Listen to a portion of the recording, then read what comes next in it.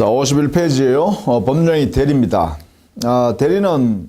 대리인이 대리 행위를 하고 그 대리 행위로부터 법률 효과가 발생하는 것은 본인과 상대방 사이에 기술된다, 이런 이야기죠.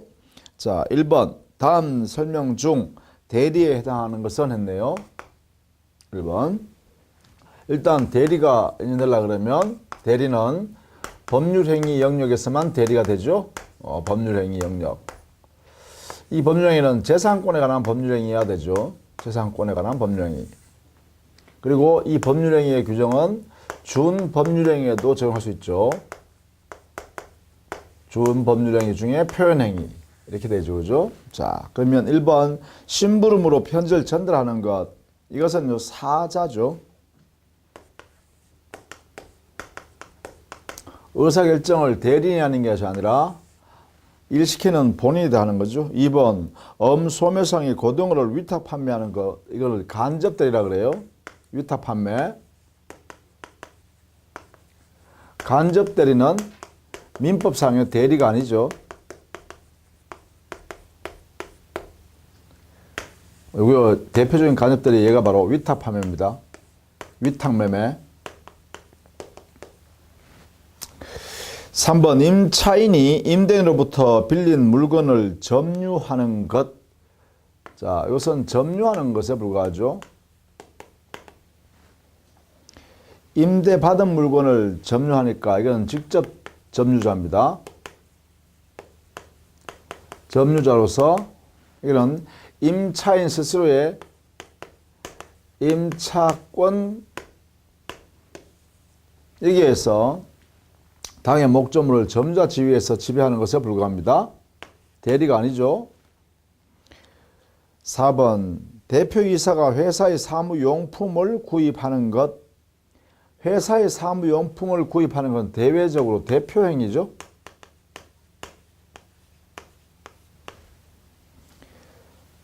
대리행위가 아닙니다. 대표행위와 대리행위는 아닙니다. 대표행위는, 자, 이사의 행위는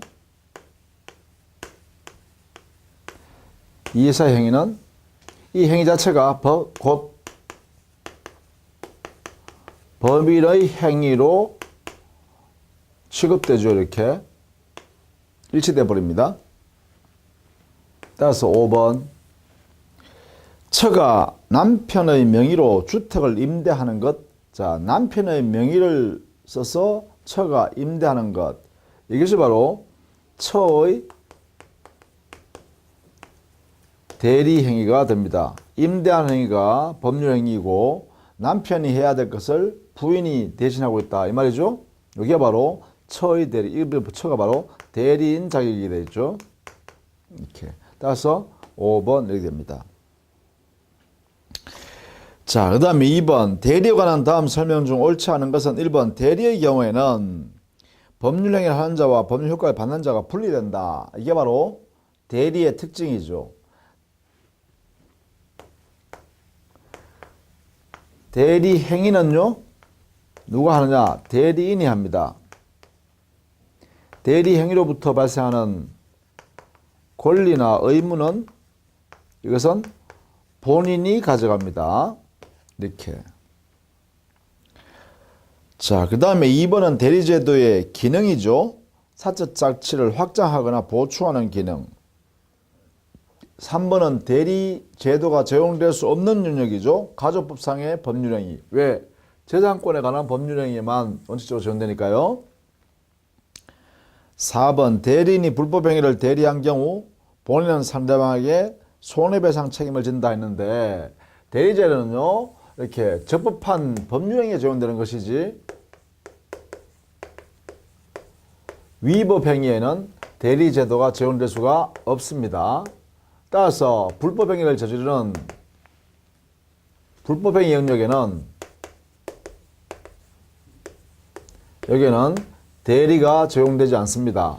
대리가 적용되지 않으니까 본인이 책임질 일이 아니라 대리인 개인이 책임져야 됩니다. 그래서 4번이 틀렸습니다. 5번 사자는 이거죠. 사자. 신분권은요, 의사결정은 일시키는 본인이 다 의사결정해요. 이게 사자는 의사결정을 하면 안 된다라는 거죠. 사자는 의사결정하면 안 된다. 자, 그러면 대리에서는 누가 의사결정해요? 대리에서는 그래요. 이 법률행위의 의사결정을 대리인이 의사결정을 하게 되죠. 이렇게. 자, 그래서 5번과 차이점 설명이죠. 그렇게 봐두시면 되겠네요. 자, 3번. 임의 대리권의 범위에 관한 설명이다. 자, 대리권의 범위. 임의 대리권의 범위는 수권행위로 해서 정해집니다. 그죠? 자, 거기에 대한 구체적인 판례를 정리한 것이죠. 옳지 않은 것 3번부터 보죠. 매매 계약의 체결과 이행에 관한 포괄적인 대리권을 수여받은 대리인은 대금 지급기일을 연기하는 권한도 있고요. 대금을 수령한 권한도 있다는 것이 판례죠. 임의 대리권의 범위입니다. 토지를 처분하여 달라고 대리권을 수여하게 되면 그 대리인은 그 대리권 범위 안에는 대금, 중도금 지급기일, 잔금 지급기일을 정할 수도 있고 또 그 기간을 연장해 줄 수도 있고 또 상대방으로부터 대금을 주는 걸 받을 수 있고 수령할 권한 이런 것도 다 포함된다 이렇게 해석해야 돼요. 그것이 우리 판례 태도니까요. 그래서 3번이 틀렸습니다. 1번이 대원칙의 의미를 선언한 것이죠. 임의 대리권의 범위는 결국은 본인의 수권행위에 의해서 결정하는 거 아닙니까? 따라서 수권행위 해석을 통해서 해석하면 임의 대리권의 범위를 정할 수 있어요. 그래서 이때 수권행위 해석이란 것은 수권행위가 바로 상대방이 있는 단독행위니까 법률행위 해석의 원리에 따라서 해석하면 되겠다 이런 이야기죠. 그것이 1번입니다. 따라서 3번의 1번은 대단히 중요한 기준입니다. 그죠? 설명의 기준이에요. 나머지는 우리 판례대로 그대로 정리하시면 되겠네요. 자, 4번. 자기계약 쌍방대리 예외로 소용되는 것을 했죠. 원칙적으로 자기계약 쌍방대리는 금지가 원칙입니다. 그 이유는 왜 그러냐면 자기계약 쌍방대리 하면 누가요? 본인이 손해볼 염려가 크죠. 그래서 본인에게 손해 발생할 염려가 크기 때문에 금지시켜놨습니다. 다만 자기계약 쌍방대리가 예외적으로 허용된다. 그죠? 예외대로 허용된다. 이때 이 허용 근거는 뭐냐? 자기계약 쌍방대리 하더라도 본인에게 손해 발생할 염려가 없거나 또는 본인 스스로가 그 손해 발생에 대해서 관여하게 될 때 그때는 본인 스스로 결정하기 때문에 예외적으로 허용해도 무방하다 이런 이야기죠. 이때 허용되는 경우는 본인이 허락하면 되죠. 본인이 허락했다. 그럼 뭐예요? 본인 스스로가 끼어들었잖아. 그죠? 그래서 손해 발생할 염려를 스스로가 감당하기 때문에 문제가 안 된다는 것이고 두 번째는요. 자기계약 쌍방대리는 확정된 채무를 그대로 이행하는 경우입니다. 확정된 채무를 이행하는 경우요. 그러면 채무 자체를 그대로 이행하는 것이기 때문에 자기계약 쌍방대리 하더라도 본인한테 손해 발생할 염려가 없죠. 다만 이때 채무는 확정된 채무를 그대로 이행하는 것에 불과합니다. 그래야 됩니다. 만약에 다툼이 있거나 또는 아직 이행기가 도래하지 않았거나 또는 조건이 붙어있는 그런데 조건이 성취되지 않았거나 또는 이 채무를 대물변제하는 방법으로 또는 경계의 방법으로 다른 내용으로 이렇게 이행한다든가 이런 것은 금지됩니다. 확정된 채무를 그대로 이행하는 것만 허용한다. 이렇게 되죠. 그래서 이 부분을 반대적으로 숙지해야 됩니다. 이렇게. 자, 그런 내용입니다. 그래서 보시면 허용되는 것은 했죠. 그게 5번에요. 이전 등기의 신청. 이것은 뭐예요? 확정되어 있는 내용의 채무를 이행하는 것에 불과하기 때문에 가능하죠. 그 다음 비옵, 상계. 상계도 뭐예요? 이미 확정되어 있는 채권 채무를 서로 상계 즉 상해했으니까 서로 소멸시키자라는 것에 불과하죠. 시옷, 사채 알선업자가 채권자, 채무자 양쪽을 대리하는 경우 이것도 뭐예요? 확정된 채권 채무를 이행하는 것에 불과하죠. 따라서 쌍방대리를 할 수 있다 이렇게 되겠죠. 자, 이렇게 해석하면 되겠습니다. 자, 그 다음 5번요. 대리인과 사자에 관한 설명 중 옳은 것을 했어요. 자, 이것은 3번 보시죠. 사자와 대리는 모두 행위 능력은 필요 없다. 왜냐하면 보세요. 사자는 의사결정조차도 할 필요가 없다 했죠. 그러니까 행위 능력도 무방합니다. 이게 반드시 있어야 할 필요는 없다는 것이죠. 대리인요. 대리인의 경우는 의사결정을 할 수 있어야 돼요. 이거는 가능해야 돼요. 따라서 의사능력자여야 하고 이건 있어야 됩니다. 그러나 우리 민법 117조에서 행위능력자임을 요하지 아니한다 이래놨어요. 이것을 제거해버렸어요. 그죠? 그러면 결국은 사자와 대리인은 모두 행위능력자가 아니어도, 즉 행위능력이 제한되어 있다 하더라도 사자도 될 수 있고 대리인도 될 수 있다 이런 이야기죠. 이 사자와 대리인을 비교한 제도니까 그 밑에 해설 부분에 있는 표를 여러분이 좀 보시면 되겠죠. 그 정도로 정리를 좀 해두시면 되겠습니다. 자, 6번. 대리권의 범위가 명백하지 않는 경우 대리인을 할 수 없는 행위는 했죠. 자, 대리권이 불분명할 경우에는 우리 민법상의 해석이요. 보존 행위와 이용 계량 행위를 할 수 있도록 해놨죠. 이 범위 내에서 대리 행위가 인정된다 이런 얘기죠. 대리 행위는 이 범위 안에서 해야 된다. 자, 이때 보존 행위는 무제한으로 할 수 있습니다. 대리인이 제한되지 않습니다. 그러나 이용 계량 행위는 성질이 변하지 않는 범위 내에서만 할 수 있도록 민법이 딱 정해놨죠. 이렇게요. 보존 행위는 무제한으로, 그러나 이용 계량 행위는 성질이 변하지 않는 범위 내에서만 허용한다. 이렇게요. 따라서 이것을 벗어나면 어떻게 되냐? 벗어났다. 그러면 무권대리가 되겠죠. 그렇죠? 무권대리가 되겠죠. 무권대리. 무권대리로서 본인한테는 효력이 없다. 이렇게 하겠죠. 이렇게요. 보존, 이용, 계량. 이용 행위는 말 그대로요. 사용하는 것을 말한 것이고요. 계량 행위는 가치가 증가되는 행위를 하는 건데, 다만 이런 행위를 통해서 성질이 변하거나 위험의 정도가 본질적으로 차이가 나버린다. 달라져 버린다. 이렇게 되면 이 이용 계량 행위를 할 수 없어요. 그래서 여기에 보존, 이용 행위를 다 합쳐서 뭐라 하냐면 관리 행위라 그래요. 기본적으로. 그러면 대리권 범위가 불분명할 때에는 관리 행위는 원칙적으로 할 수 있다. 이렇게 할 수 있죠. 그러나 뭐는 할 수 없다. 처분 행위는 할 수 없어요. 기본적으로 처분 행위를 할 수 없다라는 것이에요. 자, 이것을 꼭 알아두셔야 돼요. 성질이 변하는 이용이나 성질이 변하는 계량 행위는 바로 처분 행위에 해당돼 버려요. 처분 행위는 우리 법적으로 허용될 수 없다라는 것이에요. 자, 요 내용을 가지고 요 구체적인 예를 만들어 놨으니까 여기서 여러분이 판단할 수 있어야겠습니다. 연습하셔야 됩니다. 여러분이. 그래서 4번에 해당되는 니은, 리얼, 미음 이게 대리인이 할 수 없는 것이네요.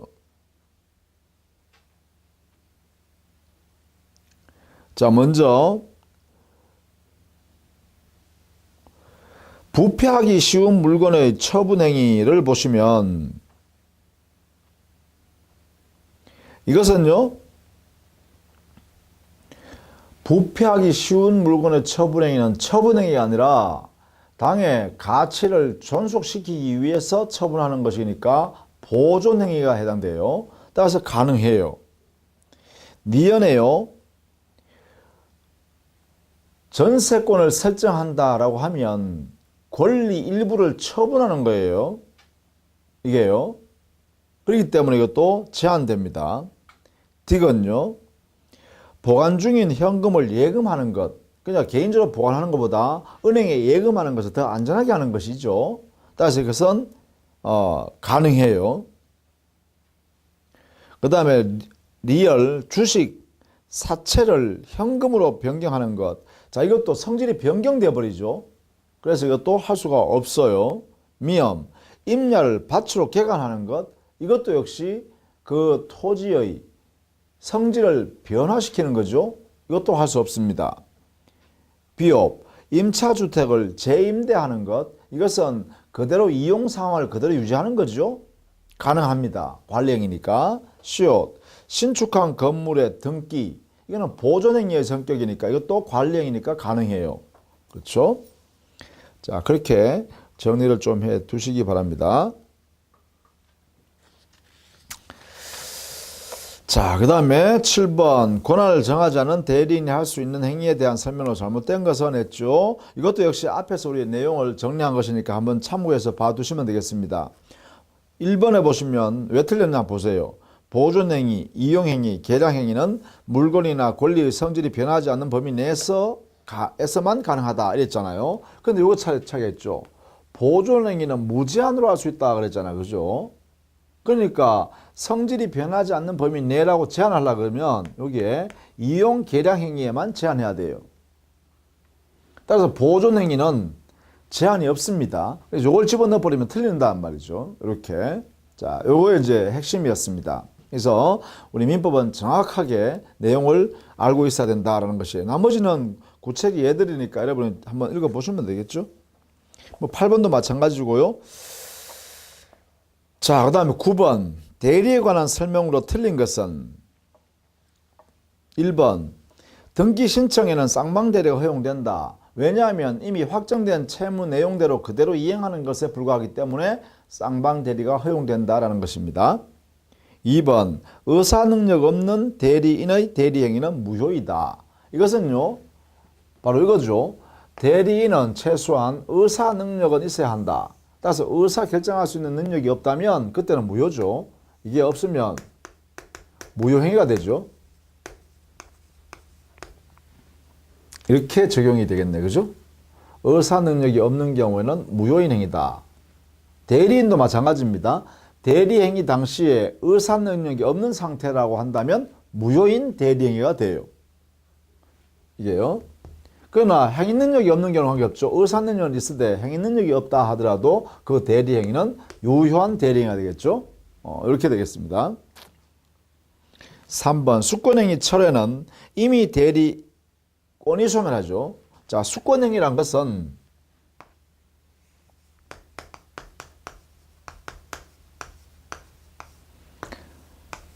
이미 대리권에서만 존재할 수 있죠. 그래서 이미 대리권의 발생 원인이기도 합니다.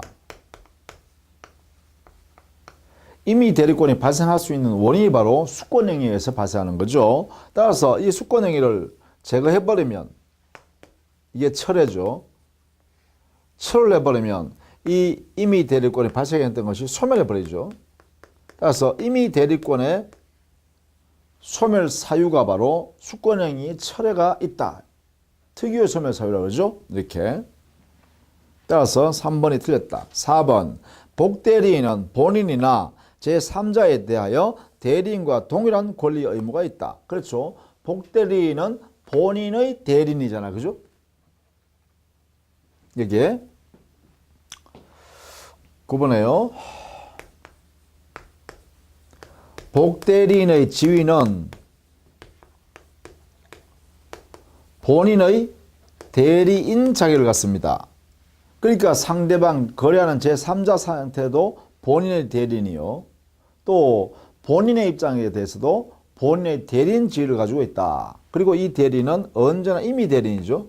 그래서 본인의 임의 대리인이다. 이렇게 정리하시면 되겠죠. 복대리인. 5번 행위 능력자인 대리인이 성년 후견의 개시 선고를 받으면 그가 선임한 복대리인의 대리권도 소멸한다. 자, 복대리인의 대리권은 대리인의 대리권이 존속하는 범위 내에서 그 대리권도 존속합니다. 따라서 이미 대리인의 또는 대리인의 대리권이 소멸하게 되면 당연히 복대리인의 대리권도 소멸할 수밖에 없습니다. 그렇다면 대리인이 성년 후견 개시 심판을 받아버리면 대리인의 대리권은 법정 대리인이든 임의 대리인이든 모두 대리권을 소멸해버립니다. 그러면 대리인의 대리권을 소멸하면 당연히 복대리인의 대리권도 소멸할 수밖에 없죠. 이렇게 해결해야 돼요. 자, 이렇게 정리해 두셔야 됩니다. 자, 10번에 자기계약 사만대리 금지 규정 취지.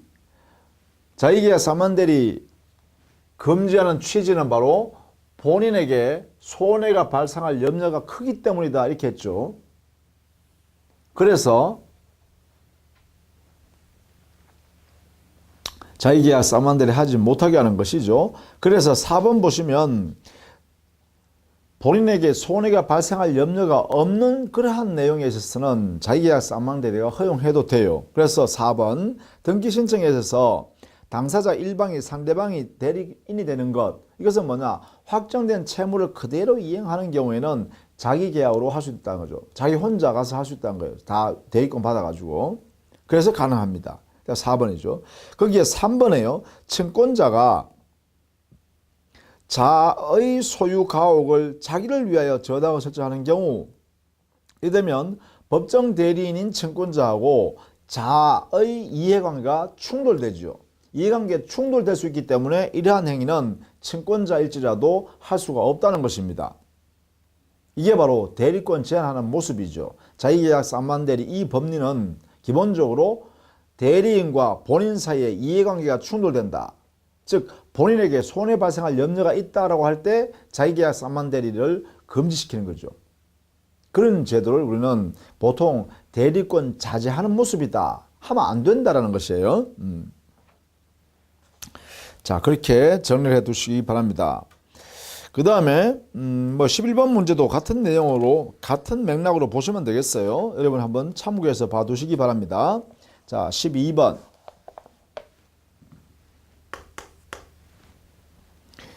대리권에 관한 다음 설명 중 옳지 않은 것은 했습니다. 본인이 1번 수부인의 대리인을 선임하였을 때는 공동하여 대리함이 원칙이다가 아니라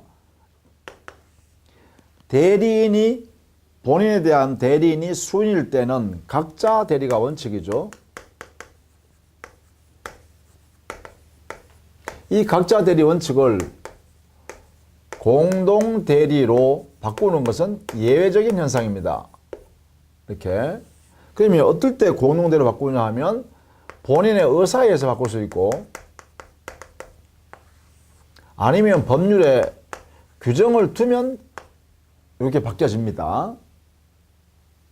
그래서 각자 대리 원칙이 공동 대리라는 이 예외적인 현상을 바뀌려고 그러면 반드시 이렇게 근거가 있어야 한다라는 것이에요. 본인의 의사에 의해서 공동 대리로 하거나 법률 규정에 의해서 만드는데 법률 규정에 의해서 공동으로 되는 경우가 있죠. 예컨대 우리 민법에 부모가 증권자가 되잖아요. 그죠? 이때 부모가 모두 살아 계시면 공동으로 대리합니다. 이렇게 해요.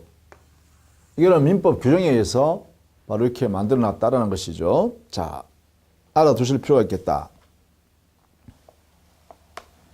그 다음 2번 본인을 위한 것임을 표시한 것인 한 대리인의 배임 행위일지라도 본인에게 그 효과가 귀속함이 원칙이다.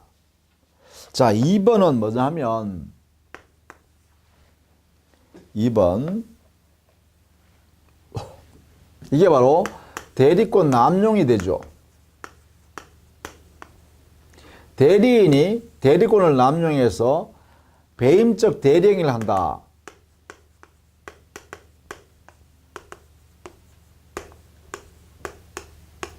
이렇게 했을 때 이 배임적 대리행위의 효과는 어떻게 되냐? 이것은요, 원칙은 유권대리입니다. 따라서 본인과 상대방 사이에 효과가 유효가 되죠. 권리 의무 관계가 발생한다가 원칙입니다. 이렇게. 다만 예외적으로 말이죠. 예외적으로 이 배임적 대리행위 당시에 대리행위에 있어서의 상대방이 대리인의 대리권 행사가 배임적 대리행위를 한다는 사실을 알았거나 또는 알 수 있었던 이러한 상대방이라면 이때는 무권대리로 취급합니다. 무권대리로 취급하니까 본인한테는 효력이 생기지 않는다. 이렇게 해야겠죠. 이때 이제 상대방의 악의 또는 과실수면 무권대리로서 무효다라는 것은 여기에 무효의 근거가 되는 법 근거 규정을 107조 1항 단서를 유추 적용하겠다. 이렇게 하고 있죠. 이게 통설이고 판례 태도입니다.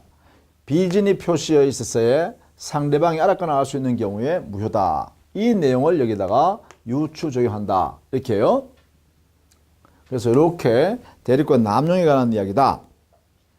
알아두셔야겠네요. 그 다음에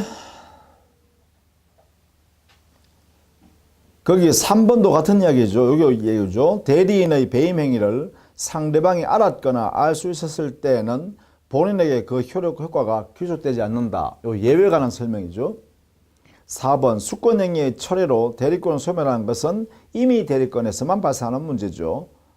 5번 본인이 성년자가 되면 친권자의 법정 대리권은 당연히 소멸하죠. 왜냐하면 법정 대리권, 즉 친권자의 법정 대리권은 미성년자인 본인에 있을 때만 그 법정 대리권이 존속하는 거죠.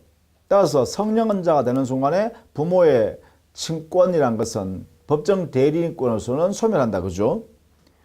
법정 대리권으로서의 권리는 소멸합니다. 친권자는 맞지만. 자, 그 다음에 13번 대리에 관한 설명으로 틀린 것은 했어요. 1번 대리인이 파산 선고를 받아도 그의 대리권은 소멸하지 않는다. 아니죠. 자, 대리권의 소멸 원인, 소멸 사유를 꼭 알아두셔야 되겠습니다. 여기는 법정 대리권과 임의 대리권에 공통적으로 소멸하는 사유가 있고 또 임의 대리권에서만 소멸하는 특유의 소멸 사유가 있죠. 그죠?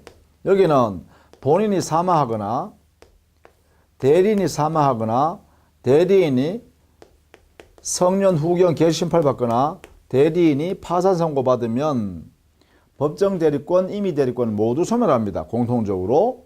그리고 임의 대리인에서만 소멸 사유가 되는 게 임의 대리권만 소멸하는 게 있죠. 그게 바로 수권행위를 철회하거나 원인된 법률강의가 종료될 때 이럴 때는 임의 대리권만 소멸하게 되죠. 이렇게. 자, 이런 내용들을 반드시 여러분 숙지를 해 두시는 게 좋겠다. 라는 것입니다. 자, 그래서 1번이 틀렸죠. 2번 대리인이 수인인 때는 원칙적으로 각자 대리. 3번 대리인은 본인의 허락이 있으면 당사자 쌍방을 대리할 수 있다. 예외죠. 4번 대리권 남용을 상대방이 알았거나 알 수 있을 때는 그래요. 여기에 해당되는 것이죠. 무권 대리가 된다. 그죠? 본인한테 책임이 안 생긴다. 무효가 되죠. 5번 매매 계약을 체결할 대리권을 수여받은 대리인은 특별한 사정이 없는 한 중도금과 잔금을 수령할 권한이 있다. 대리권의 범위죠. 자, 그렇게 정리하시면 되겠다. 자, 14번 갑으로부터 포괄적인 대리권을 수여받은 을은 주식 투자로 큰 손해를 보자 이를 만회하기 위해서 대리인 자격으로 갑 소유 부동산을 병에게 저당 잡히고 5천만 원을 차용하여 자신의 주식 투자 자금에 사용하였다. 자, 그러면요. 이 행위는 뭐예요? 포괄적 대리권을 수여받아서 대리인 스스로가 큰 손해봤더니만 대리인 자격으로 또 부동산을 저당 잡히고 5천만 원 빌려서 자기 주식 투자에 또 써먹었죠. 그럼 이것은 대리권 범위 내에서 행위를 했다라고 하면 이건 뭐예요? 바로 대리권 남용에 해당되는 것이죠. 따라서 1번 을이 대리권 남용을 한 것이다. 2번 을의 대리 행위는 본인을 위하여 한 행위로 볼 수 없으므로 갑은 아무런 책임이 없다 이랬는데 아니죠. 5천만 원 빌린 데 대해서 말입니다. 아무런 책임이 없느냐. 대리권 남용이 있다 하더라도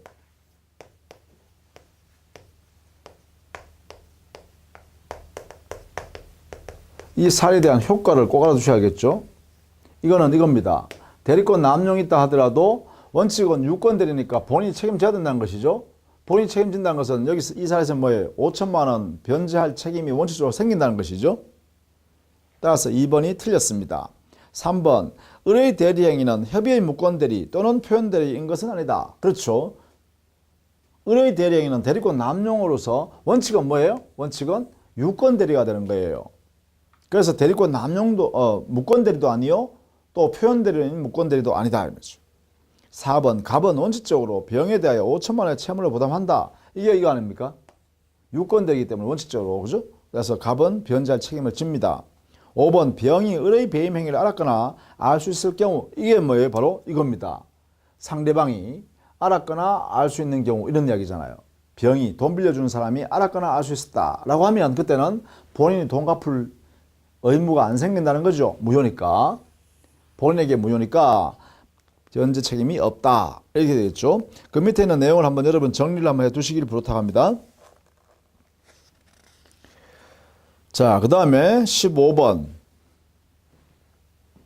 대리에 관한 설명으로 잘못된 것을 볼 수 없는 것을 냈어요.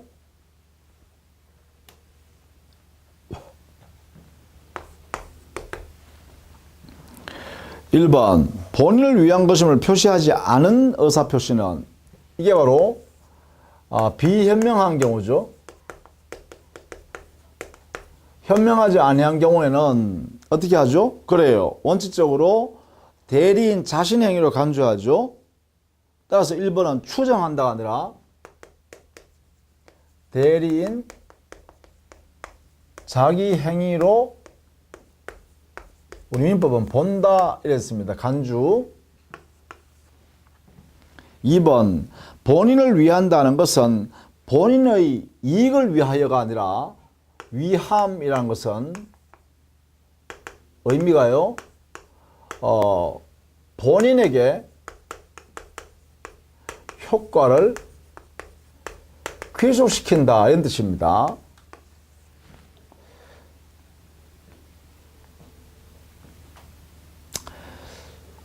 자, 그 다음에 틀렸죠. 또 3번 대리인이 마치 본인 자신이 하는 것처럼 본인 이름을 표기한 경우에는 대리인으로 볼 수 없다 했는데 이게요. 서명 대리에 해당되는 정도면 서명 대리 이것은 바로 대리 행위로 인정하죠. 대리 행위로 인정합니다. 이게 판례 태도예요. 이렇게. 따라서 대리 행위 되니까 본인이 책임지게 되겠죠. 그래서 대리 행위로 볼 수 없다가 아니라 볼 수 있다 해야죠. 4번 대리 행위에서의 의사와 표시가 불일치할 여부는 본인을 표준한다 했는데 네 번째 대리 행위에서의 하자의 존재 여부에 대한 판단은 대리인을 기준으로 하는 것이 원칙이죠. 이게 원칙입니다. 이렇게 대리인을 기준으로 판단한다. 5번 본인은 대리인의 제한 능력을 이유로 제한 능력자인 대리인이 상대방과 체결한 계약을 취소할 수 없다. 그러나 대리인의 의사 무능력을 이유로 무효를 주장할 수 있는 것은 가능하다. 5번이 이런 식입니다. 그죠? 5번은 민법 117조에서 대리인은 행위 능력자임을 요하지 않는다. 요하지 않는다. 그러나 의사 능력은 있어야 한다. 그렇죠? 따라서 행위 능력이 제한되어 있다 해서 취소권 행사할 수 있는가? 안 된다. 그죠? 의사 능력이 만약에 이게 없다면 그때는 무효가 되겠죠. 무효인 대리행위가 되겠죠. 이렇게 되겠죠. 자, 5번 지문이 그러면 옳은 지문이 되겠습니다. 그렇죠? 자, 그 다음에 16번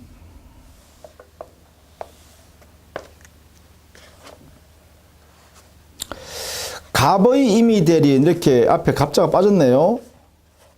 갑의 임의 대리인 을은 병의 사기에 속아 병에게 갑 소유 건물을 매매하였고 병은 이 사실 잘 아는 친구 정에게 그 물건을 양도하였다 이랬네요.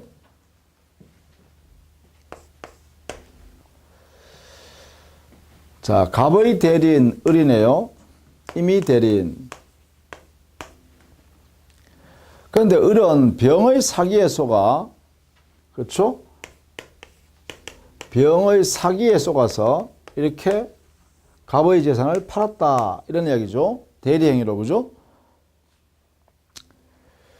또 병은 그 권리를 취득한 다음에 그런 사실을 잘 알고 있는 정한테, 그러면 악의의 정한테 다시 처분했다 이래야 되겠네. 그죠?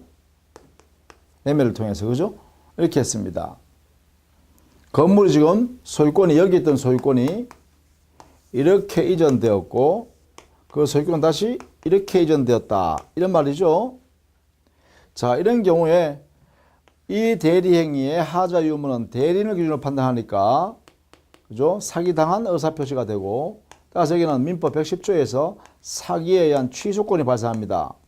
이 취소권은 이미 대리인한테 발생하는 것이 아니라 본인한테 이렇게 취소권이 발생하니까 취소권 행사는 이렇게 해야 되죠. 갑이 병 상대방에 대해서 취소권을 이렇게 행사합니다. 취소한다. 이렇게 행사하죠. 이렇게 행사하면 이 취소는 민법 110조에 의한 취소니까 선의의 제3자한테는 대항할 수 없지만 악의의 제3자 정한테는 취소권을 대항할 수 있죠. 이렇게 대항이 가능해요. 대항할 수 있으니까 이 소유권을 그죠? 정의 소유권은 상실되고 따라서 갑은 당의 건물의 반환을 청구할 수 있겠다. 그죠? 이렇게 되겠네요. 옳은 설명은 3번 보죠. 갑은 병의 그 계약을 취소할 수 있다. 이렇게요. 그리고 맞네요. 그죠? 갑이 병한테 취소하는 거예요. 요거 반드시 알아두셔야 돼요. 요 원리를 잘 이해할 수 있어야 됩니다. 16번. 자, 그 다음에 여러분 17번 문제를 한번 풀어보십시다. 여러분이 18번 갑의 임의 대리인 을은 미성년자네요. 병을 A로 착각하여 병에게 갑 소유 물건을 증여하였고 병은 그 물건을 그 사실 잘 아는 자기 친구 정에게 다시 증여하였다. 이 다음 설명 중 가장 타당한 것은 18번 볼까요?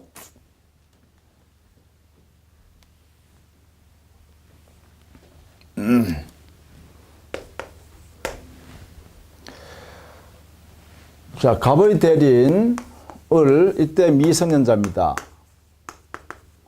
대리인. 근데 이것은 임의 대리인이에요. 임의 대리인. 자, 그리고 병을 A로 착각하여 갑 소유 그 물건을 증여하였네요. 이렇게요. 여기에 증여의 계약을 했는데 여기에 갑 소유 물건을 증여했어요. 그런데 병에게 줘버렸는데 사실은 이 사람이 착각을 뭘 했어요? A한테 준다고 생각하면서 병한테 줬어요. 이렇게 착오를 했어요. 이렇게 했어요. 이렇게요. 다시 병은 그 물건을 이런 사실 잘 아는 친구 정한테 받은 것을 그 소유권을 정한테 이렇게 다시 증여를 했죠. 그런데 이때 이 사람은 알고 받았어요. 이런 거죠. 자, 그러면 이렇게 되겠죠.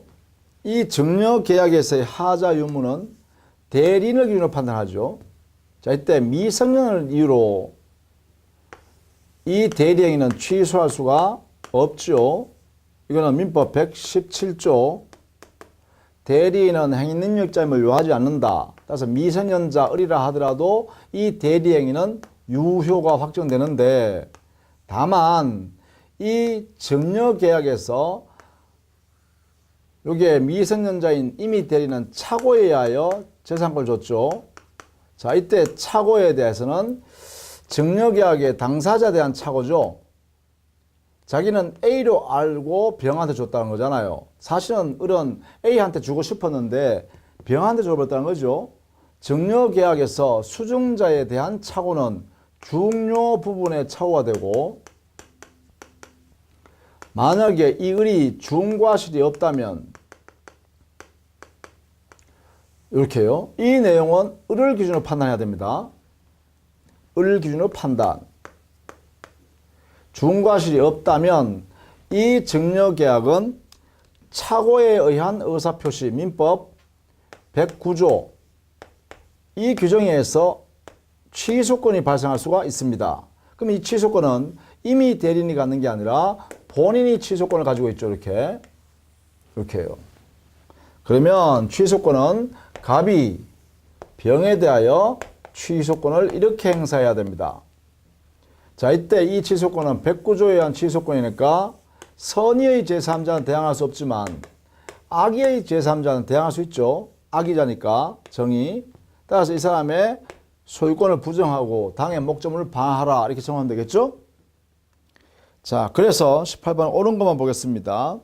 5번 그 착오가 을의 중과실에 기한 것이 아니라면, 자, 을의 중과실이 없다면 이 말이죠. 그렇다면 어떻게 해요? 중요분의 착오가 인정되니까 착오에 의한 의사표시로 인한 취소권이 발생하죠. 109조. 자, 그래서 갑은 을이 병에게 한 증여를 취소할 수 있다. 갑이 병에 대해서 취소할 수 있다 이 말이에요. 그리고 취소하게 되면 이 취소는 109조에 의한 취소니까 선의의 제3자는 대항할 수 없지만 악의의 제3자이기 때문에 여기까지 알아두셔야 됩니다. 악의의 정, 여기에 대해서는 이 소유권을 부정하고 저기에 있는 갑은 반환을 청구할 수 있겠죠. 자, 이렇게 정리를 해 두셔야 됩니다. 반드시 18번 문제를 이렇게 해석할 수 있어야 됩니다. 이 내용을 그대로 적용하면 이 내용을 다 정리할 수 있습니다. 자, 그 다음에요.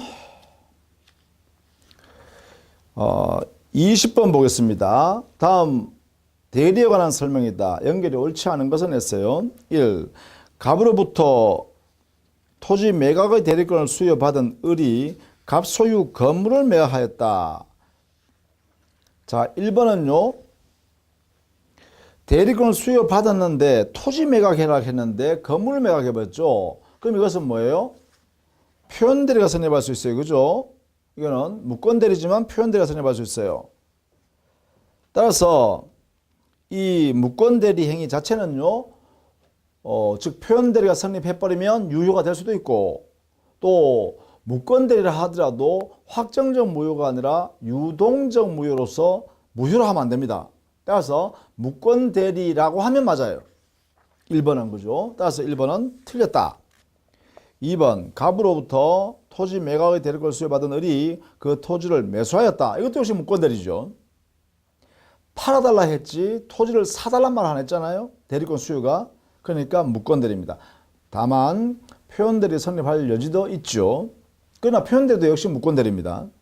3번 법무사 A는 매도인 갑과 매수인 을을 대리하여 갑으로부터 을로 소유권 이전 등기를 신청하였다. 이게 바로 전형적인 쌍방대리죠. 확정된 채무를 그대로 이행하는 것에 불과하기 때문에 그렇습니다. 4번 미성년자 갑의 부모가 갑 소유 토지를 매각하였다. 자, 부모는 공동대리죠. 이거는 법률 규정에 의한 공동대리가 됩니다. 5번 갑의 대리인 을이 파산 선고를 받은 후 그 사실을 알지 못하는 병에게 갑 소유 토지를 매각하였다. 자, 이거는 뭐야? 파산 선고가 돼버리면요. 대리권이 소멸해버립니다. 근데 대리권을 소멸했다는 사실을 모르고 대리인이 다른 사람한테 팔았다 하면 대리권 소멸 후에 표현대리가 성립할 수 있죠. 자, 이때 상대방이 선임무과실하면 표현대리로서 주장을 본인한테 주장할 수 있다. 이렇게 되겠죠. 자, 그 다음에 복대리에 관한 내용을 하나 볼까요? 21번.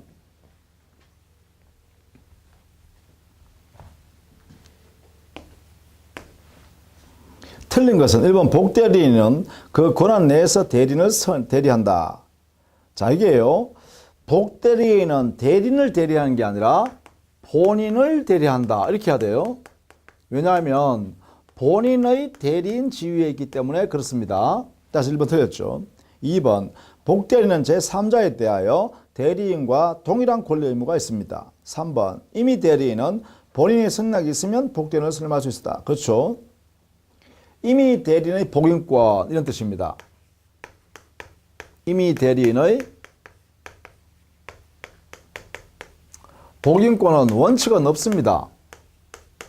다만 예외적으로 이게 본인의 승낙이 있거나 아니면 부득이한 사유가 있을 때요. 자기한테 부득이한 사유가 있을 때 예외적으로 허용합니다. 복인권이요. 자, 이렇게 임의 대리인의 복인권 인정 여부에 대한 논리를 알아두셔야겠습니다. 4번 부득이한 사유로 복대인을 선임한 법정 대리인은, 자, 법정 대리인이 부득이한 사유로 복대인을 선임했다면 선임 감독상의 과실 책임만 집니다. 옳습니다. 5번 임의 대리인이 본인의 지명에 쫓아 복대인을 선임한 때는, 자, 그 당사자가 부적임하거나 불성실함을 알고도 통지하지 않았을 때만 책임지고 그 외에는 책임지지 않습니다. 따라서 불성실함을 알고 본인에 대한 통지나 해임을 게을리한 때 한해서만 책임이 있고 그 외에는 책임이 없다. 그래서 5번은 옳은 질문입니다. 이렇게 정리해 두셔야겠죠. 자, 그 다음에 23번 대리에 관한 설명으로 옳지 않은 것은 했죠.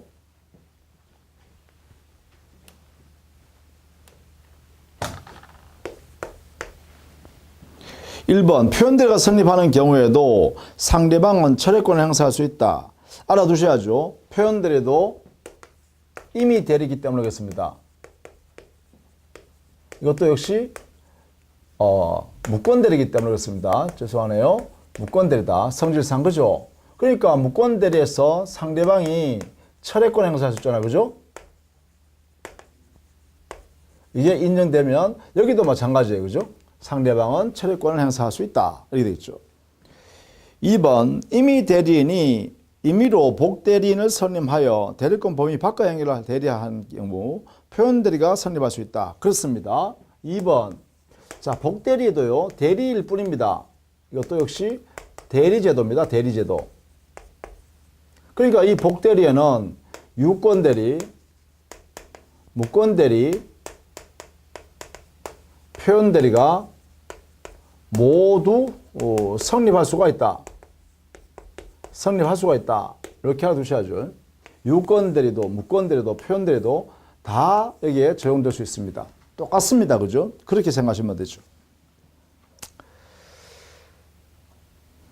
그 다음에 3번 대리인의 기망에 의해 의사표시를 하게 된 상대방은 본인이 이를 알았거나 알 수 있을 경우에 한하여 의사표시를 취소한다 라고 했는데 여기에 대리인이라는 사람은 본인과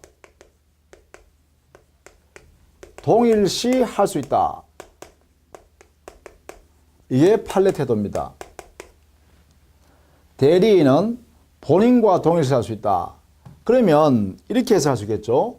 대리인의 사기나 대리인의 강박 행위를 했다 라고 하면 이것은 본인과 동일시 할 수 있으니까 이 대리인의 사기, 대리인의 강박 행위가 곧 본인에 있어서의 사기, 강박 행위로 이렇게 간주할 수 있겠죠.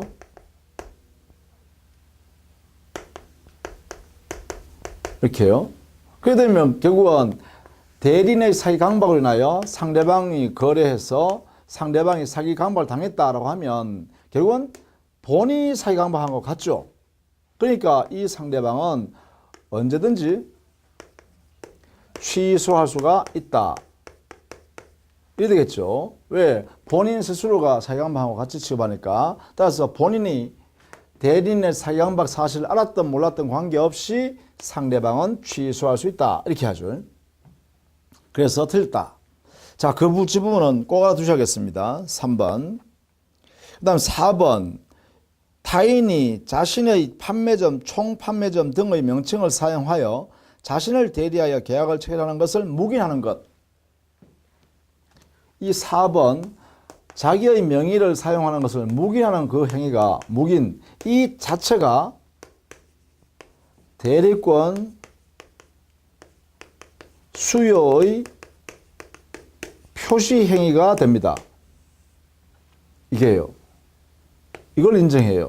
그러면 결국은 뭐냐? 여기는 125조 대리권 수요 표시에 의한 표현대리. 이게 성립할 수가 있습니다. 성립 가능하기도 하다. 그죠? 다른 요건을 갖춘다면. 그죠? 자, 여기에 해당되기 때문에 그렇습니다. 그 다음에 5번 무권 대리인이 본인에 대하여 본인 소유 동산을 양도한 경우 양수인의 선의취득은 인정되지 않는다. 왜냐하면 선의취득은 유효한 법령이어야 돼요. 그런데 무권 대리가 되면 무권 대리인 자체는 무효인 법령이죠. 따라서 양수인은 유효한 거래행위가 아니기 때문에 선의취득을 할 수 없다 이렇게 해야 돼요. 즉 무권 대리를 통해서는 상대방이 선의취득을 할 수가 없다 이렇게 정해놔야 됩니다.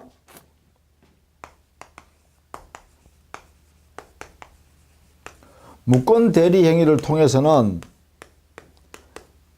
여기 상대방 할까요? 상대방은 선의 취득이 안 된다. 이렇게 결정을 해 두시기 바랍니다. 자, 그 다음에 무권 대리 대표적인 것 한 번 더 볼까요?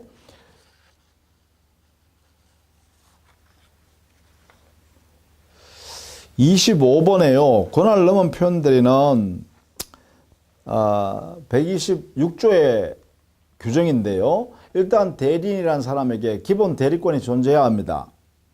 그 다음에 그 기본 대리권의 범위를 넘는 딴짓을 해야 됩니다. 대리행위로서요. 이때 딴짓할 때 거래 상대방이 그 딴짓할 권한이 대리권이 있다고 믿을 만한 정당한 이유가 있어야 돼요. 이럴 때 126조의 표현대리인 권한을 넘은 표현대리가 성립하죠. 그래서 여기에 틀린 것은 있는데 나머지 1번, 2번, 3번, 5번은 다 옳은 지문입니다.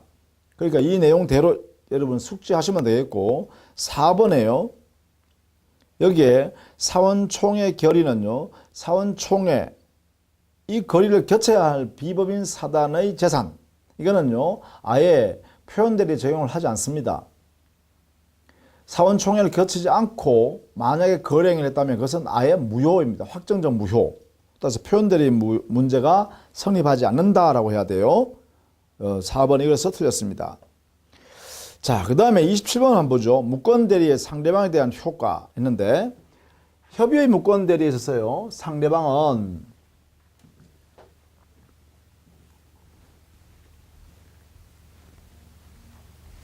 알아두셔야겠어요. 27번인가요? 협의의 무권대리에 있어서 상대방의 권리는요. 최고권과 최고는 누가 하는 게 하는 거죠? 본인한테 하는 거죠. 본인한테 이 추인할래요 말래요 이렇게 물어보는 최고권이 있고요. 그 다음에 철회권이 있죠. 철회권은 뭐 본인한테 할 수도 있고 무권 대리인에 대해서도 할 수 있어요. 어디에 해도 관계없어요. 철회는. 다만 이 철회권 행사할 때는 상대방은 선의의 상대방에 한하고 그 다음에 본인이 추인하기 전까지만 해야 되죠.